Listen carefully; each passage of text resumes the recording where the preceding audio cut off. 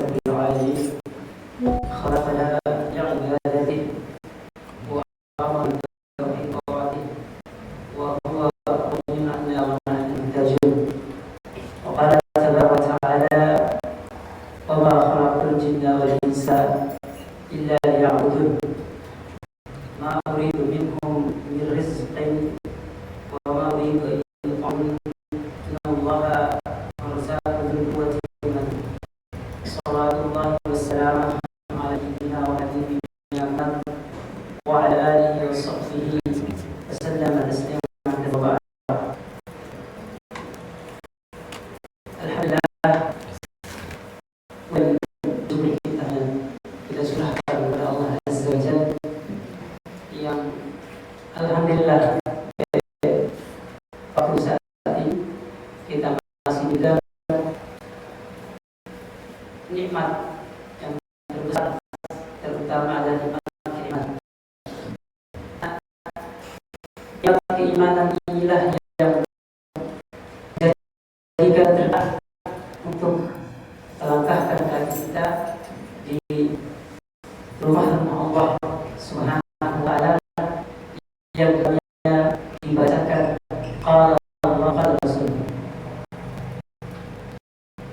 Dengan keimanan ya,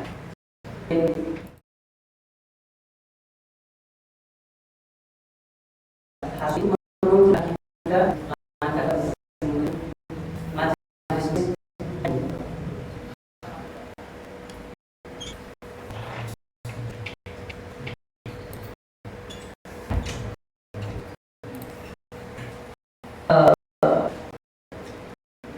sebelum kita kiranya lanjut pada masa materi saya di Bapak izin dulu perkenalkan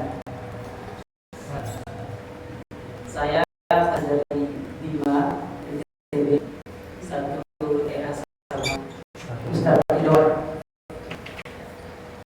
Allah saya belum sana ketemu mudah Allah pertemukan dan latar pendidikan juga di alumni IAIN Muhammadiyah di kampung di Kota Bima.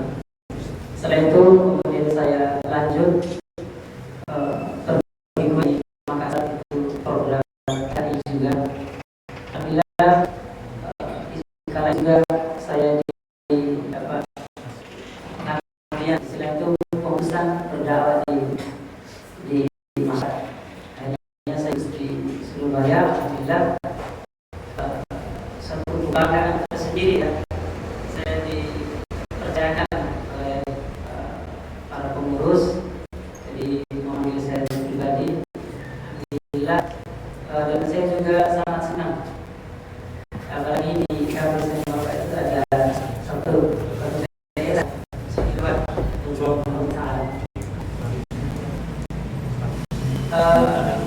ada status sebetulnya sudah berarti untuk sunnah. Jadi mengakhiri masa lajangnya ketika umur 25 tahun dan saya sudah mudah-mudahan tahun namanya yang namanya laki-laki itu pasti memikirkan obat beda seperti perempuan yang memang pada hakikatnya mereka itu mengurus rumah tangga. Dalam harus dikatakan wal mar'atu ra'iyah, seorang perempuan itu dia memimpin ada baiti ba'diha wa waladi, memimpin urusan rumah tangganya, mengurus dunia anak. Beda dengan halnya laki-laki ya. Jadi mereka pasti memiliki matang. Itu mungkin singkat dari perkenalan saya. Kan istilahnya kalau tidak kenal maka ya, kalau juga tidak kenal maka ta'aruf, itu bahasa anak zaman sekarang. Ya, baik. Adapun tema kita pada hari ini seperti yang disebarkan di undangan, karena saya termotivasi dari tema ini, yaitu menata kejayaan umat ini. Kenapa saya termotivasi dengan materi ini? Karena kita melihat di era sekarang, jadi kita melihat kondisi masyarakat umat khususnya di generasi zaman sekarang itu sangat jauh dari kata apa istilahnya dari keadaan ini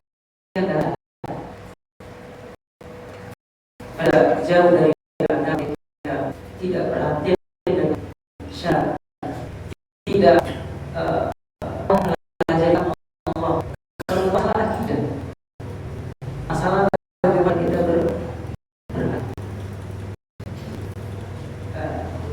bahkan dalam bisa saya ketika kuliah itu ketemu teman-teman bahasanya itu tidak kurang, jadi berita masalah agama tapi tidak berdasarkan dengan Al-Quran dan As-Sunnah. Jadi sangat menyedihkan. Bagaimana kita dapat meraih kejayaan umat antara generasi-generasi kita modernnya seperti yang kita lihat sekarang.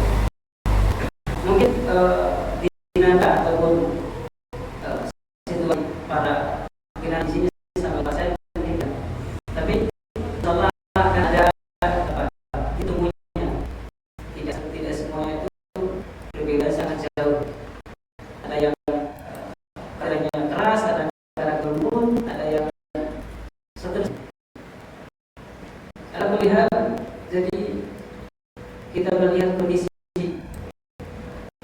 generasi sekarang itu sangatlah jauh yang apa ditempuh oleh generasi-generasi. Makanya timbul dalam benak saya karena dengan informasi juga bahwasannya sini banyak ya, bapak-bapak ataupun orang tua kan pribadi.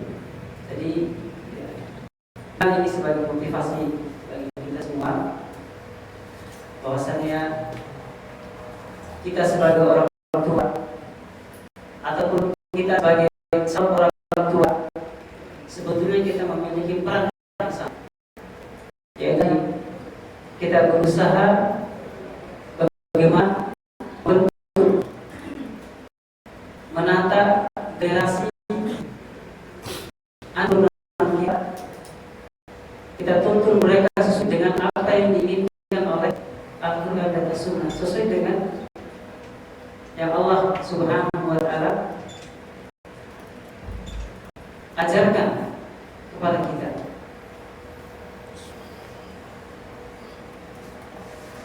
Makanya Nabi SAW itu menyeru para sahabat berdakwah di Mekah selama 13 tahun. Di saat itu belum ada berita-berita yang lain, melainkan hanya untuk memperbaiki fondasi, yaitu masalah keimanan. Dan inilah langkah gimana cara kita untuk meraih kejayaan umat tersebut. Langkah awal yang pertama bagi kita, khususnya sebagai orang, yaitu memperbaiki dasar tersebut. Jika dasarnya baik, insya Allah bangunan di atasnya akan kokoh. Dan anak itu merupakan aset, itu merupakan kunci untuk kita meraih kejayaan umat tersebut. Karena tidak mungkin yang bergerak di medan lapangan terdepan itu tidak mungkin orang tua, tidak mungkin. Contoh kayak pengurus masjid kita ya, tidak mungkin selamanya pengurus ini aja. Pasti harus ada generasi, harus ada penerus. Dan alhamdulillah tempat kita ini banyak para pemuda, alhamdulillah. Apalagi memang kita di Muhammadiyah kan, insyaallah jadi lembaga pendidikan itu sudah tersebar sampai di NTT yang mungkin jauh dari pusat, itu pun tersebar. Dan itu perhatian penuh kita dengan generasi. Kata kunci untuk meraih kejayaan umat ini, kita perbaiki generasi saja. Nggak usah kita berpikir masalah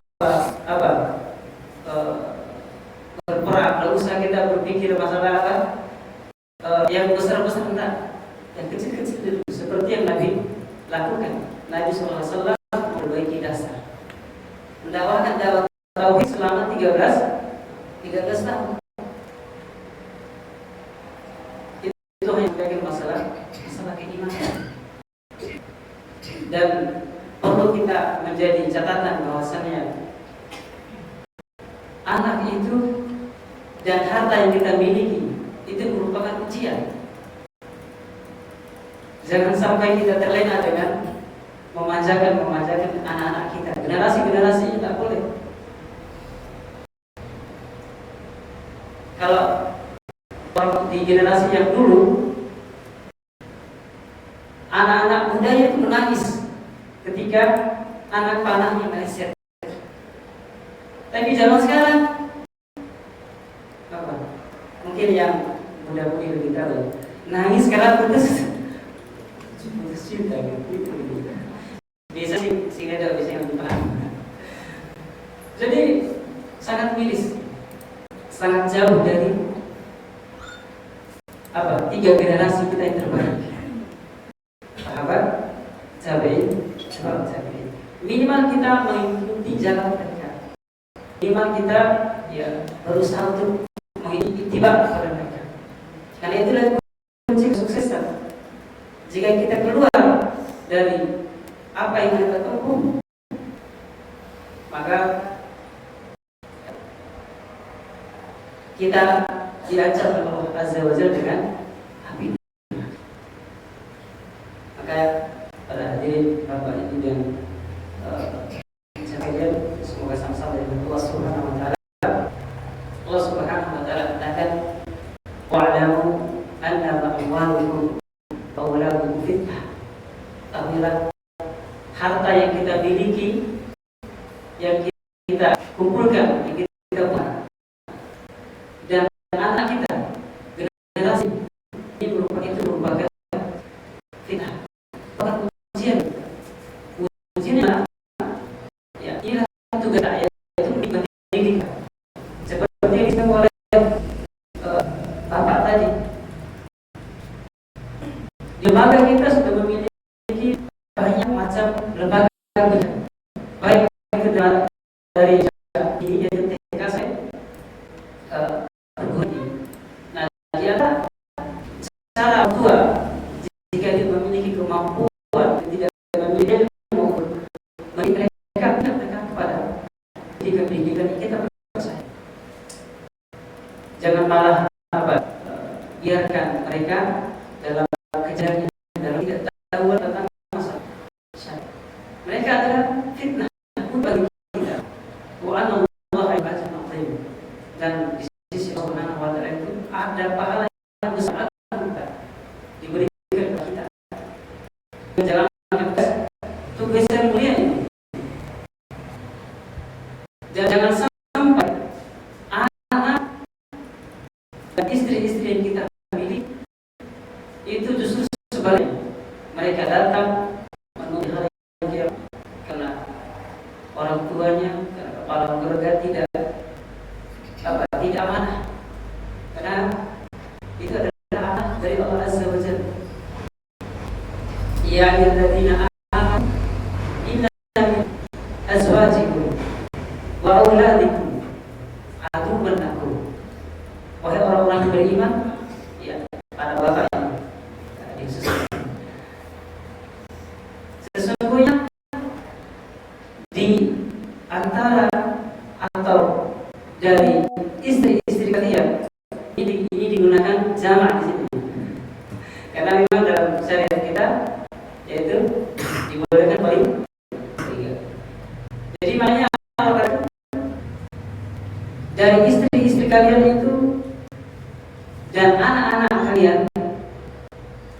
kelak mereka akan menjadi musuh bagi seorang ayah, kepala keluarga. Kok bisa?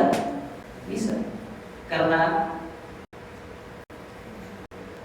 anak istrinya itu menyebabkan dia lalai dari mengingat Allah.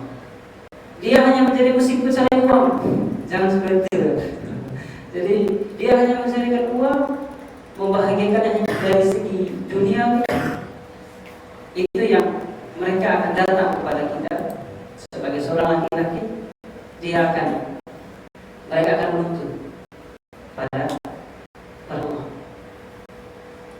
Loh, ini kenapa saya tidak diajarkan masalah agama, saya tidak dididik, saya tidak diarahkan, justru dibiarkan begitu saja dan seterusnya. Hati-hati. Tugas yang berat dalam membina generasi mulai dari keluarga dulu. Karena kewajiban kita adalah kepada keluarga terdekat kita. Ya ayyuhalladzina amanu qu anfusakum wa ahlikum. Orang-orang beriman, jagalah diri kita dulu, kita belajar agama. Salahnya belajar agama. Alhamdulillah kita diberikan hidayah. Sebenarnya kalau kita tidak diberikan hidayah taufik, mungkin kita yang memiliki masa depan mungkin tidak akan merasakan manisnya belajar agama, manisnya mengenal manis. Mungkin kita tidak akan bertemu di tempat yang mulia ini jika bukan karena hidayah. Cara kita untuk menyelamatkan diri kita belajar. Satu kata kuncinya adalah belajar. Kemudian selamatkan juga keluarga kita dari banyak macam ingat yang jadi kita akan sampaikan di mana tugas kita yang pertama sebagai seorang orang tua itu menjaga dia dan keluarganya dari hati, yaitu dengan kita melajari agama ini, kita ajar kepada anak dan istri kita. Terbangun dari keluarga yang telah kita bina, yang telah kita arahkan, yang telah kita bimbing mereka, nanti jadilah suatu kelompok, suatu umat atau sekelompok generasi. Jika dalam suatu keluarga itu baik, insya Allah satu RT akan baik, karena setiap RT, RW, kelurahan sampai kepada satu negara itu diikuti oleh banyak keluarga. Gimana caranya coba kita mencapai tujuan kita bersama, kejayaan bersama, memiliki kehidupan yang sejahtera di negara kita? Keluarga kita saja bisa kita urus. Jika keluarga tersebut baik, maka insya Allah akan muncul generasi yang terbaik. Berawal dari kita. Begitupun juga dengan yang dilakukan oleh Nabi Sallallahu Alaihi Wasallam. Beliau mendakwahkan keluarga kita, kemudian didakwakan kepada orang sekitarnya, kemudian diutuslah salah satu dua Mekah. Jemaah yang semoga sama-sama Allah ajar. Tugas yang tadi yaitu firman Allah Subhanahu wa taala, jaga kita dan keluarga kita dari api. Kemudian tugas kedua untuk menata kejayaan ini, kita ajar kepada anak kita generasi masalah Islam, tauhid, syariat, akhlak, dan yang berkaitan dengan Islam. Karena jika melihat di zaman sekarang sudah banyak generasi ini tidak tentang masalah akidah, cara beragama yang benar. Oke, tantangan dalam kita mengatakan orang tua itu lebih sulit Dan saya juga sering juga mengalami ketika ada diskusi ya apa ya, misalnya ya jawaban yang sama. Artinya para orang tua itu kalau dijawabin mereka akan menganggap sampai kan masih anak berapa ya, baru besar, baru gede. Jadi mereka para orang tua kita menganggap kita masih seperti anak-anak, jadi itu sulit untuk didengarkan. Padahal disampaikan apa Al-Quran dan Sunnah. Nah makanya langkah alternatif untuk mencapai kejayaan ini, objek yang perlu kita maksimalkan dalam membina adalah muda dan generasi. Oke lah, mungkin kita yang yang minim masalah pemahaman kita dalam syariat, tapi jangan sampai merambat juga kepada anak kita. Jujur, background orang tua saya, masya Allah, beliau tidak paham, ya istilah itu masih awam. Tapi alhamdulillah dengan izin Allah Subhanahu Wa Taala kita dituntut untuk mempelajari agama. Jangan sampai sudah kita sebagai orang tua yang nggak paham, ya, banyak masa-masa kelam yang dulu itu telah berlalu, tapi jangan sampai kita biarkan itu merambat kepada anak-anak kita. Jangan sampai ini adalah tugas yang berat, bukan tugas yang tugas yang ringan. Nabi Nuh aja alaihissalam itu anaknya mati dalam keadaan kafir, tidak beriman kepada Allah. Selama Nabi, apalagi kita yang ya soalnya masih mengingat kunci lemari di mana, masih ibadahnya masih kurang. Jika kita mendidik mereka, bina mereka sampai mereka menjadi anak yang soleh dan solehah, generasi yang baik, maka setiap ibadah mereka, lantunan Qurannya, hafal Qurannya, dakwahnya, apalagi ibadah puasanya, zakat, salatnya, zakatnya, dan seterusnya, insya Allah akan mengalir juga kepada orang.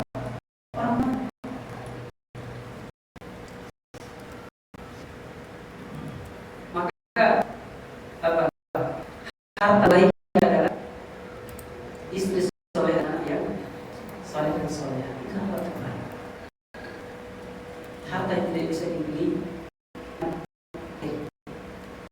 Mana yang dibeli, Bapak? Rumah yang mewah, mobil yang mewah, tapi istrinya, insya Allah, mungkin banyak. Anaknya juga, main games. Dan ini adalah penyakit sekarang. Daripada kita memiliki yang sederhana, kenal pun sederhana, tapi masya Allah, pagi-pagi sediakan makanan, sopan santun ada istrinya. Kualitas dalam urus dalam amanah ibu di keluarga, begitu kepala keluarga bapak kita sedang menafkahi dalam menjalankan wajib. Mana yang dipilih? Yang pertama yang orang yang benar imannya, yang mendapat hidayah di atas Allah Azza wa Jalla, pasti akan memilih yang kedua tadi. Mustahil memilih yang mustahil. Jamaah bapak-bapak ibu-ibu yang semoga sampai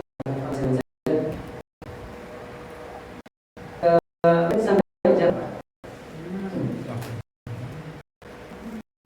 biasanya jam 6. Oh iya, masih ada setengah jam lagi.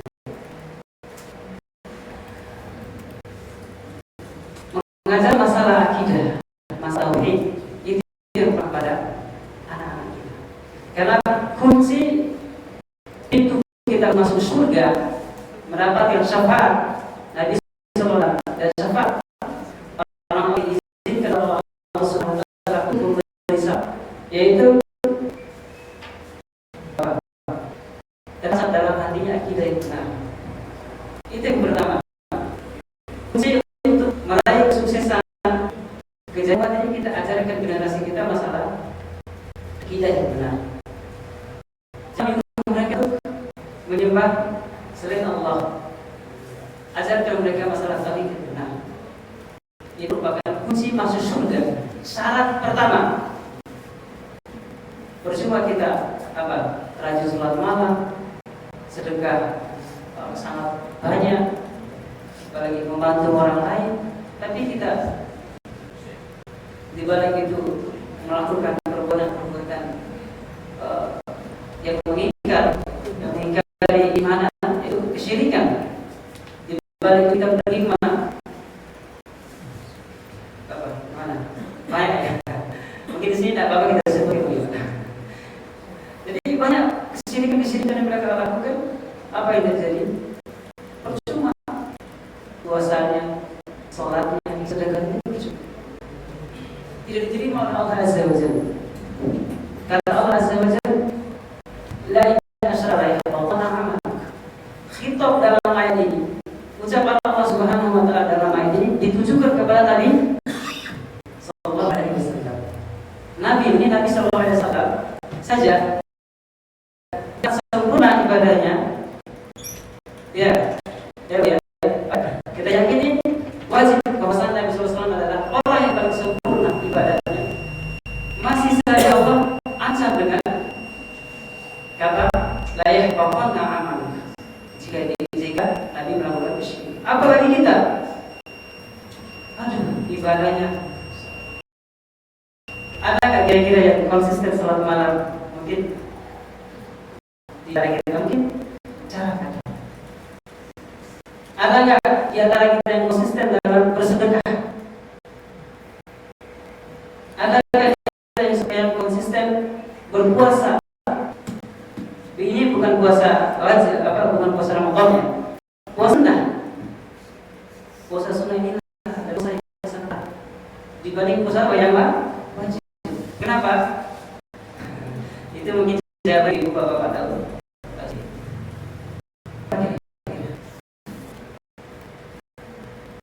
Kita saja yang kurang kita sudah sangat pas. Allah tidak terima amal ibadah kita masalah ada di di tempat yang apalagi keluarga kita di sekolah di dalamnya masalah itu. Sayangnya di generasi ini mereka awal menjadi sangat kurang berpaham. Dan saya sempat diskusi sangat kemudian kewajiban sholat, puasa, zakat, dan masalah cabang lainnya, masalah ibadah. Yang diajarkan juga masalah yang paling penting, yang tidak kalah penting adalah masalah. Coba kita dengan anak zaman sekarang. Ini apa? Pengetahuan teknologi baru HP sampai mereka dipalkan sama orang tua justru malah orang tua lagi kasih kenapa? Mereka kita dipaksa untuk pergi belikan apa? Belikan kendaraan pergi sebelah malah ada yang ya mati Pak. Kalau terus ini bahaya. Berkata saja itu sudah dosa. Jadi perhatikan ya, kita sebagai anak berkata saja. Apalagi kita memperpanjang ucapan kita, semakin banyak dosa kita juga. Wa qala rabbuka alla ta'budu illa iyyahu Allah telah mewajibkan kita untuk mentauhidkannya. Sebagai seorang anak kita berbakti kepada kedua orang. Enggak boleh kita melawan kecuali perintah tersebut melanggar syariat haram bagi seorang anak yang apa, yang tidak mau. Oke lah, kita sebagai seorang anak memiliki jabatan yang tinggi, apalagi kedudukan yang tinggi, sementara orang tuanya musuh. Jujur, saya sebagai seorang anak, alhamdulillah Allah masih berikan kenikmatan tersendiri. Saya dari kecil tidak pernah tinggal sama orang tua, tidak pernah tinggal sama. Jadi ketika melihat keluarga saya di Bima, melihat saling bercengkrama, keluarganya tawaria, saya juga pengen ngerasain, tapi sulit. Jadi gimana cara saya untuk berbakti kepada kedua orang tua?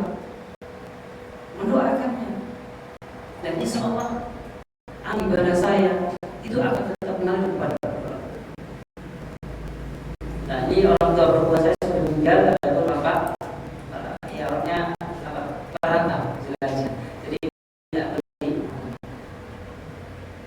Maka jadi seorang anak itu tidak boleh kita membantah, berkata maka gimana untuk mendapatkan anak yang soleh dan soleh, generasi yang terbaik tadi harus bertahap. Jangan memanjakan mereka, jangan dimanjakan anak-anak kita.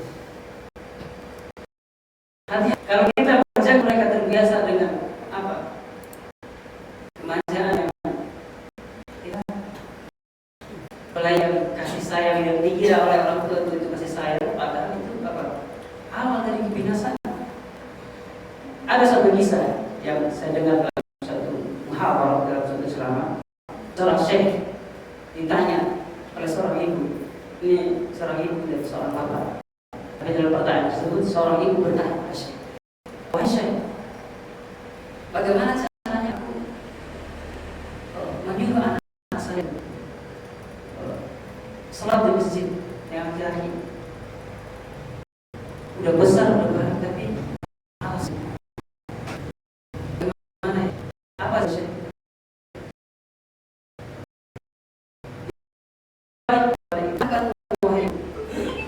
Kalau seandainya rumah kita terbakar, dan anak masih dalam kamar, dia mau keluar, gimana boleh?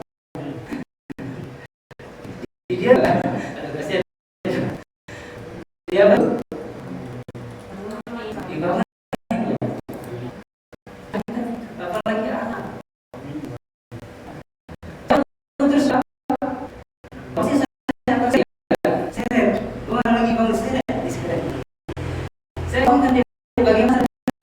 Karena apa? Kalau saya tidak bangunin pasti dia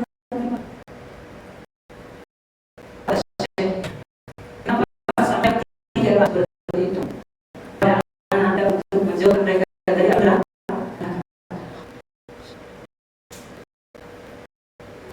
Jadi api neraka tidak dibandingkan api neraka.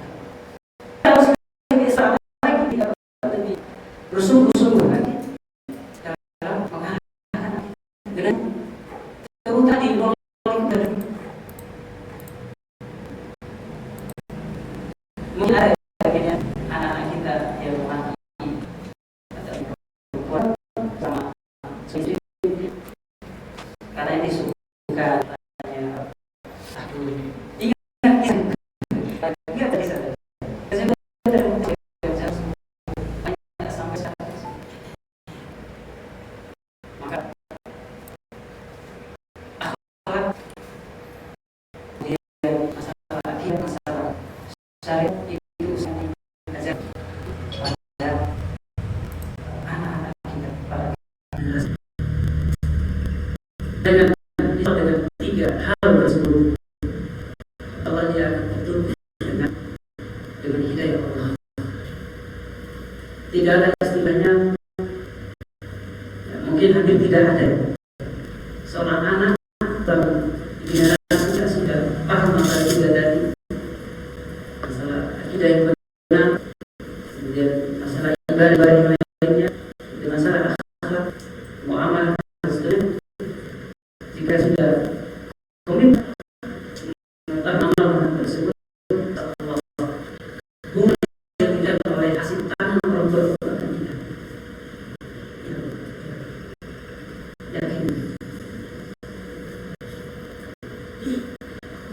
Hadirin Bapak dan Ibu ini semua bersama-sama di kemudian orang yang menata yang ini ketika yaitu sebagai kita Nabi sallallahu alaihi wasallam qal sami'tu Rasulullah sallallahu alaihi wasallam sahabat Ibnu Umar radhiyallahu beliau mengatakan saya mendengar Rasulullah SAW bersabda kullukum ra'in wa mas'ulun an ra'iyati, setiap kita tanpa terkecuali itu adalah sebagai pemimpin dan kita akan ditanya tentang apa yang kita pimpin. Fal amirul ladzi 'ala an-nasi ra'in wa huwa mas'ulun an. Seorang pemimpin keluarga ataupun pemimpin yang namanya pemimpin, lebih pemimpin negara, itu bertanggung jawab atas rakyatnya dan dia akan ditanya tentang kepemimpinan. Pemimpin yang zalim dia akan diminta warajul ra'in ala ahli bait wa huwa mas'ulun. Dan ini ya catatannya, seorang bapak, seorang ayah, dia tuh memimpin cakupan keluarganya. Itu sudah menjadi tugas pokok. Seorang PNS, dia kewajibannya tadi, belum aslinya dia sebagai pemimpin keluarganya. Apalagi seorang kepala RT ya, dia tidak hanya memimpin orang-orang di sekitar RT-nya, tapi dia tetap juga memiliki kewajiban untuk memimpin keluarga. Itu maksudnya. Jadi seorang ayah, dia kewajiban yang pertama dia memimpin keluarga. Kemudian al-mar'atu ra'iyatun 'ala baiti ahliha wa waladiha. Seperti yang saya sebutkan tadi, seorang ibu itu mengatur semua, memimpin semua masalah tetangganya. Itu haknya seorang.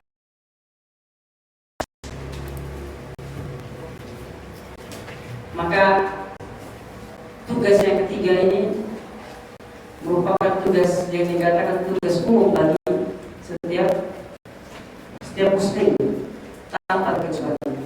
Adapun dalam hadis ini oleh Nabi sallallahu alaihi wasallam, mulai dari yang cakupan yang luas, dari negara, apalagi kelurahan, wilayah dan seterusnya, contohnya sampai kepada masalah keluarga itu dirinci oleh Nabi sallallahu alaihi wasallam.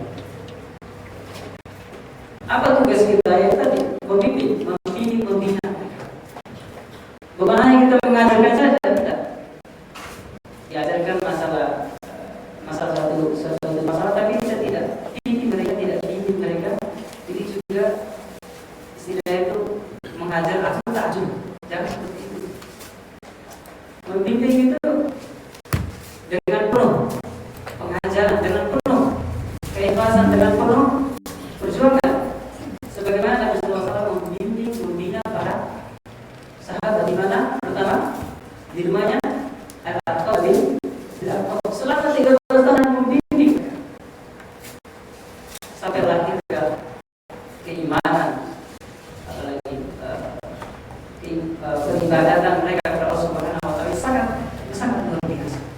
Akhlak mereka, muamalah mereka, itu hasil bimbingan Nabi sallallahu alaihi wasallam. Minimal kita mendekati apa yang Nabi sallallahu alaihi wasallam lakukan, minimal. Tidak mungkin kita sama persis apa yang Nabi sallallahu alaihi wasallam tempuh. Tidak mungkin kita memiliki totalitas ibadah seperti Nabi sallallahu alaihi wasallam. Minimal mendekati. Ini tugas yang ketiga, yaitu kita membimbing keluarga kita, generasi kita. Jangan mengajarkan takjub. Jangan hanya penitipan ke suatu lembaga pendidikan, tidak ditanya lagi, tidak dikontrol, tidak dibimbing, itu semua. Seorang anak generasi itu mereka sudah memiliki karakter dari rumahnya masing-masing. Dan masya Allah, sebagai seorang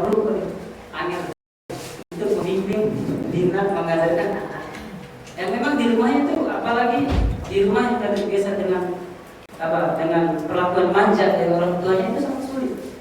Dan saya juga mengajar di pondok, sangat sulit terus anak-anak. Dan ketika mereka pulang ke rumah, tidak sedikit amal-amal ibadah mereka di pondok, sholat malam, zikir mereka, sholat sunnah mereka, ketika pulang ke rumah habis. Jadi dikalikan lagi karena orang tua itu tadi tidak mendidik. Ya, semoga para bapak dan ibu yang berada di sini Allah beri kita taufik agar senantiasa istiqomah dalam membimbing dan membina istrinya dalam rangka kita mencapai tujuan kita bersama. Siapapun itu, mereka pasti memiliki kejayaan. Tidak ada yang mengingkari hal tersebut. Sampai orang-orang non muslim, orang-orang kafir, mereka juga menginginkan kejayaan mereka. Apa perbedaannya? Kalau kita mengeluarkan manusia dari al-dhulumat ila nur, mengeluarkan generasi, mengeluarkan umat dari kegelapan menuju cahaya. Tapi mereka sebaliknya, mengeluarkan umat, mengeluarkan orang-orang dari cahaya menuju ke kegelapan. Itu visi mereka, dan kita berbeda. Ini merupakan visi kita bersama, tujuan kita bersama. Maka kita harapkan kita maksimal dalam hal tersebut, karena apalagi saat sekarang merupakan zaman era modern. Jadi anak-anak kita itu akan terbentuk karakternya di rumah pertama, kemudian di luar. Jaga anak-anak kita, jaga pergaulan mereka, itu bimbingan. Kalau mengajarkan gampang, ajarkan ngaji wes. Kan sekarang anak-anak kalau sudah ngaji, udah anak wes, tidak lagi baca Quran, tidak lagi baca Quran. Baik, sebentar lagi kita sudah berhujung di pukul 6. Izinkan kami sebagai penutup dalam tema kita pada pagi hari ini, dalam firman Allah Subhanahu wa taala, "Faqultu astaghfiru rabbakum innahu kana ghaffara." Ucapkan istighfar kepada Allah Azza wa Jalla. Bahwasanya Allah Subhanahu wa taala itu adalah zat yang Maha Pengampun. Nabi sallallahu alaihi wasallam itu beristighfar yang disebutkan dalam riwayat sebanyak 70 kali minimal atau 100 kali. Pagi dan petang. Istighfar pada Allah. Karena kita adalah anak Adam yang tidak luput dari masalah dosa kecil. Pasti. Semakin banyak umur usia orang, maka potensi umur kita semakin panjang, otomatis dosa-dosa semakin banyak. Apalagi waktu ini sangat cepat berlalu, dan juga kajian kita juga terasa cepat, padahal salah sudah habis sejam. Kemudian Allah melanjutkan firman-Nya, "Yusuf sama alaikum bidrawa." Maka Allah akan dengan istighfar kita, Allah akan turunkan hujan. Karena Surabaya ini panas. Panasnya Rasulullah. Saya rasa kalah panasnya di Bima daripada di Surabaya. Panas betul. Sampai subuh saya bawa jaket, ternyata tidak dingin. Saking panasnya sudah baik. Ketika kita istighfar, Allah akan turunkan hujan, memberikan rezeki kepada kita. Wa yumdidukum bi amwalin wa banina wa yaj'al lakum jannatin wa yaj'al lakum anhar. Dengan istighfar juga, maka Allah akan memberikan kita harta yang banyak. Amwal sini terjemah, bukan isim mufrad. Harta yang banyak, kata Allah Subhanahu wa taala. Kalau kita banyak sesuatu, istighfar. Apalagi bagi para pedagang, istighfar, insya Allah akan laku. Karena dari perdagangan kita akan lahir rezeki yang Allah kasih. Insya Allah banyak istighfar kepada Allah saja. Karena kita keluar dari depan rumah, sudah ada sarana dosa, ada adalah perempuan yang tidak memakai apa? Menutup auratnya. Ada yang apa? Ketika tetangga ada yang gosip, itu sarana untuk tuh. Kenapa Ustaz? Kita juga ikut timbul. Banyak. Di mana yang aman dari dosa? Ya salah di masjid. Ada di rumah. Ya mungkin rumahnya mungkin sulit juga Pak. Itu yang kedua. Kemudian Allah akan berikan kita anak keturunan. Nah, ini yang aku tanya bagi yang ya, mungkin yang belum diberikan rezeki berupa anak, banyak istighfar, banyak istighfar. Kemudian Allah akan berikan kebun-kebun yang rindang dan sungai-sungai. Makanya disebutkan dalam satu asar Imam Al-Hasan Al-Basri bahwasanya beliau didatangi oleh 4 orang. Yang pertama mengadukan tentang apa? Tentang hujan atau di perkampungan itu tidak kunjung turunnya hujan. Kemudian datang yang lainnya, yang kedua itu mengadukan tentang masalah kefakiran, tidak punya rezeki yang banyak, miskin orang. Kemudian yang ketiga datang, yang ketiga mengadukan tentang biji yang ditanam atau kebunnya tidak tumbuh, kering. Nah, mungkin bagi yang ladang, ya petani amalkan itu tidak tumbuh. Kemudian terakhir datang orang yang tepat mengadukan tentang dia tidak memiliki anak, tidak kunjung diberikan anak. Apa jawaban beliau sebagai penutup ya? Kata beliau, rahimahullah ta'ala, fastaghfirullah, mohon ampun kepada Allah. Kemudian beliau membacakan ayat tadi saya baca. Surah kunci istighfar. Dan buat istighfar ini kan ya, tidak bisa kita sampaikan pada waktu yang mungkin sudah. Mungkin demikian yang sudah tepat jam pukul 6.00.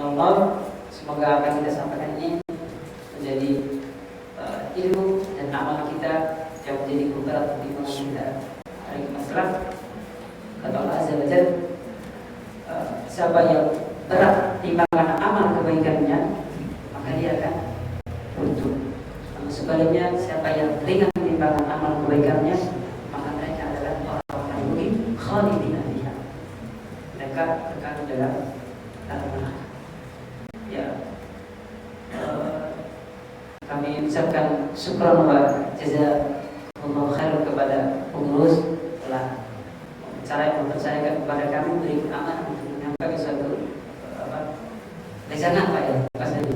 Ya. Suatu penghargaan, suatu pemberian yang sangat indah bagi kami. Kali ini jujur adalah kajian perdana. Makanya saya posting di YouTube kajian perdana saya selama di Surabaya. Karena saya di Surabaya baru 9 bulan. 9 bulan. Alhamdulillah ketika bulan yang ke-9-nya Allah pertemukan saya dengan para pengurus dan jemaah. Alhamdulillah itu semua atas Allah Subhanahu wa taala. Aku melihat kita akhiri pertemuan kita, majelis kita dengan membaca doa kafaratul majelis. Adapun jika ada kesalahan tidak dari kami, tolong kita saling memaafkan. Subhanallah wa bihamdihi, Assalamualaikum warahmatullahi wabarakatuh.